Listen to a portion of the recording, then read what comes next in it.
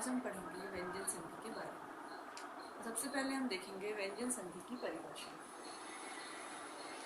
व्यंजन संधि की परिभाषा है स्वर वर्ण के साथ किसी व्यंजन वर्ण का मेल हो अथवा व्यंजन के साथ स्वर वर्ण का अथवा व्यंजन वर्ण के साथ व्यंजन वर्ण के मेल से जो विकार उत्पन्न होता है उसे व्यंजन संधि कहते हैं। ये इसकी परिभाषा हो गई। हम इसका एक एग्जाम्पल देखेंगे। सत प्लस जड़। यहाँ पे त के नीचे हलंत लगा हुआ है तो त बिना स्वर का है, तो व्यंजन का व्यंजन के साथ जब मेल हो रहा है तो त जो है वो ज में परिवर्तित हो जाता है। अब ज में कैसा परिवर्तित होता है ये हम आगे के नियमों के द्वारा पढ़ेंगे। तो यहाँ त का ज हो जाएगा और इधर वाला शब्द जैसा का वैसा लिखा जाएगा, और यहाँ पे त जो है वो ज में परिवर्तित हो गया है, इसलिए स बचता है। स को हम जैसा का वैसा लिखेंगे और हमें नया शब्द मिलता है सज्जन। इस प्रकार व्यंजन संधि का नया शब्द मिला सज्जन। व्यंजन संधि के नियम। तो सबसे पहला नियम है वर्ग के पहले वर्ण का तीसरे वर्ण में परिवर्तन।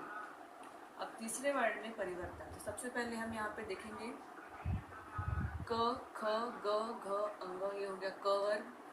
च छ ज झ य, ये हो गया च वर्ग। ट ठ ड ढ न, ये हो गया ट वर्ग। त थ द थ न, ये हो गया त वर्ग। और प फ ब भ म, ये हो गया प वर्ग।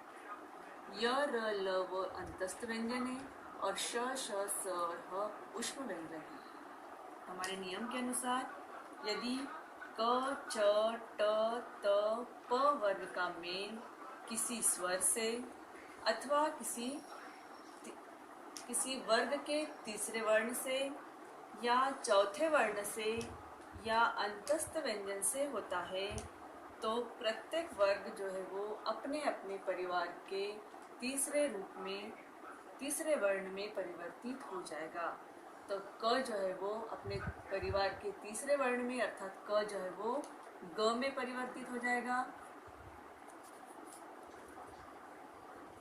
च जो है वो अपने वर्ण के तीसरे अर्थात ज में परिवर्तित हो जाएगा। त जो है वो अपने वर्ग के तीसरा वर्ण अर्थात ड में परिवर्तित हो जाएगा। त जो है वो द में परिवर्तित हो जाएगा और प जो है वो ब में परिवर्तित हो जाएगा। और जो स्वर या तीसरा या चौथा या अंतस्थ व्यंजन जो भी होता है वो जैसा का वैसा लिखा जाएगा। तो हम इसमें उदाहरण देखते हैं। इसका उदाहरण देखेंगे हम दिक प्लस विजय।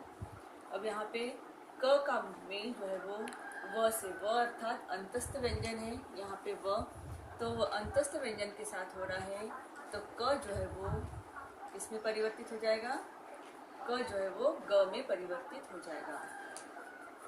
और इसके बाद जो शब्द है वो जैसा का वैसा लिखा जाएगा और इसके क जो है वो ऑलरेडी ग में परिवर्तित हो चुका है और यहाँ पे बचता है दी। अब हम इसका नया शब्द बनेगा दिग्विजय। दिग्विजय, लेकिन हम इसको ऐसा नहीं लिखते हैं और चूंकि ग जो है वो बिना स्वर का है तो इसलिए इसको किसी का सहारा लेना पड़ेगा। तो इसको जो व की जो मात्रा है छोटी की मात्रा वो ग को सहारा देगी, तो ये हो जाएगा दिग्विजय। ये है हमारा सही शब्द।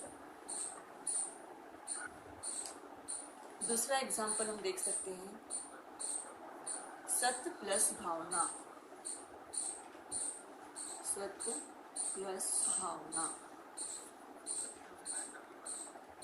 यहाँ पे त और भ का मेल हो रहा है। भ अर्थात प वर्ग का है, प वर्ग का चौथा वर्ण है। यहाँ त और भ का जब मेल होता है तो त जो है वो परिवर्तित हो जाएगा द में। रूल के अनुसार द में परिवर्तित हो जाएगा और इधर वाला शब्द जैसा का वैसा लिखा जाएगा भावना। त जो है वो द में परिवर्तित हो गया है और बचता है यहाँ पे स, तो नया शब्द बनता है सद्भावना। ये है व्यंजन संधि का पहला नियम। व्यंजन संधि का दूसरा नियम है वर्ग के पहले वर्ण का पांचवें वर्ण में परिवर्तन। पहले वर्ग का पांचवें वर्ण में परिवर्तन। क वर्ग, क वर्ग, च वर्ग, ट वर्ग, त वर्ग और प वर्ग जब इनका मेल पंचमाक्षर से होता है अर्थात पांचवें वर्ण से होता है तो जो वर्ग का पहला अक्षर है वो अपने अपने परिवार के पांचवें अक्षर में परिवर्तित हो जाएंगे। पंचमा अक्षर से मेल होता है। पंचमा अक्षर में जो ये तीन वर्ण हैं इनसे न तो किसी शब्द की शुरुआत होती है और न ही अंत होता है, इसलिए न यहाँ बचता है सिर्फ न और म ही बचता है। तो इसलिए पंचमा अक्षर से किसी भी शब्द की शुरुआत होगी तो न या म से ही होगी।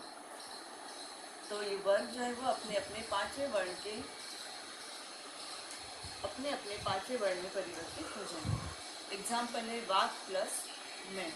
जब क का मेल म से होता है, म अर्थात पंचमा अक्षर है, जब क का मेल म से होता है तो क जो है वो अपने परिवार के पांचवें अक्षर में अर्थात अंग में परिवर्तित हो जाएगा और जो मैं जो है वो जैसा का वैसा लिखा जाएगा। और यहाँ पे जो क जो है वो अंग में परिवर्तित हो गया है और बचता है सिर्फ वा। तो नया शब्द बनता है वांग में।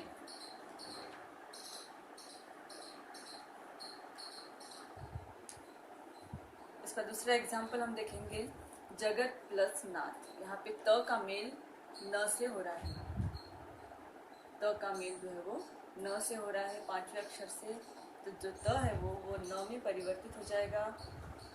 यहाँ न में बदल गया और इसके बाद वाला शब्द जैसा का वैसा लिखा जाएगा और त जो है वो न में बदल चुका है और इसके पहले वाला शब्द जैसा का वैसा लिखा जाएगा और नया शब्द हमें प्राप्त होगा जगन्नाथ।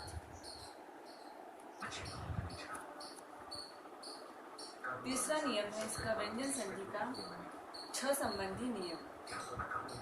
अ, ई या उ या आ का मेल छ से होता है तो नया वर्ण हमारा बनता है ज। उ आ का मेल छ से होता है तो नए शब्द का आगमन होता है वो है च और इसके बाद वाले शब्द जैसे के वैसे जुड़ जाते हैं और इसके पहले वाले शब्द जैसे के वैसे जुड़ जाते हैं। उदाहरण के रूप में हम देख सकते हैं परी प्लस छेद। परी में ई की मात्रा है, ई का मेल हो रहा है छ से और दोनों का मेल होने पर हमें प्राप्त होगा च और इसके बाद वाले वर्ण जैसे के वैसे लिख देंगे और इसके पहले वाला भी शब्द जो है वो जैसे के वैसा लिख देंगे। इससे हमें प्राप्त होगा नया शब्द परिच्छेद। व्यंजन संधि का चौथा नियम है त संबंधित नियम। त संबंधित नियम, प्रथम शब्द का अंतिम वर्ण त हो तथा इसका मेल च या छ से हो तो त जो है वो च में परिवर्तित हो जाता है। यदि प्रथम शब्द का अंतिम वर्ण त हो तथा इसका मेल किसी च या छ से होता है तो त जो है वो च में परिवर्तित हो जाता है और इसके आगे का शब्द जैसा का वैसा लिखा जाता है और इसके पहले वाला शब्द भी जैसा का वैसा लिखा जाता है। उदाहरण है उत प्लस चारण। त का मेल यहाँ पे च से हो रहा है तो त जो है वो च में परिवर्तित हो गया और यहाँ इसके बाद वाला शब्द हम जैसा का वैसा लिखेंगे और इसके पहले वाला भी शब्द हम जैसा का वैसा लिखेंगे तो हमें नया शब्द मिलता है उच्चारण। त संबंधित दूसरा नियम है प्रथम शब्द का अंतिम वर्ण त हो तथा त के बाद ज या झ आया हो तो त जो है वो ज में परिवर्तित हो जाता है। ज में परिवर्तित हो जाता है। उदाहरण के रूप में हम देख सकते हैं उत प्लस ज्वल।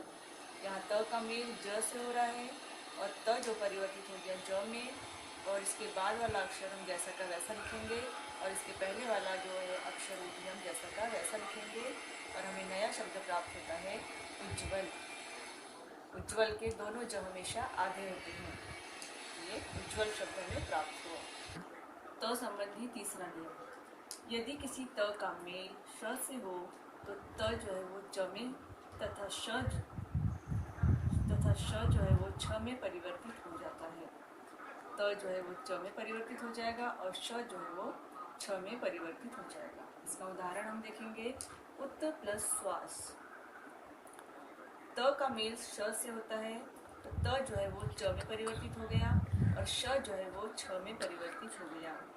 और इसके बाद वाला शब्द हम जैसे के वैसे लिखेंगे और इसके पहले वाला शब्द भी हम जैसा का वैसा लिखेंगे और इससे हमें प्राप्त होता है नया शब्द उच्छ्वास। त संबंधी चौथा नियम। यदि त का मेल ह से होता है तो त जो है वो द में परिवर्तित हो जाएगा और ह जो है वो ध में परिवर्तित हो जाएगा। यहाँ पे दोनों परिवर्तित हो जाएंगे। त जो है द में परिवर्तित होगा और ह जो है वो ध में परिवर्तित होगा। यही त संबंधी चौथा नियम है। इसका उदाहरण हम देखेंगे। उत्त प्लस हार। यहाँ पे त और ह का मेल हो रहा है। त परिवर्तित हो गया द में और ह परिवर्तित हो गया ध में। यहाँ इसके बाद वाले शब्द जैसे के वैसे लिखेंगे, मात्रा हम जैसे के वैसे लिखेंगे और र को उसके बाद इधर का इसके पहले वाला शब्द हम जैसा का वैसा लिखेंगे तो हमें नया शब्द मिलता है उद्धार। इसको हम ऐसे भी लिख सकते हैं और ऐसे भी लिख सकते हैं, दोनों भी सही है। तो ये संबंधी नियम, जितने भी नियम व्यंजन संधि से संबंधित हमने पढ़ा है उसके 10 एग्जाम्पल कॉपी में लिखिए। जय गुरु।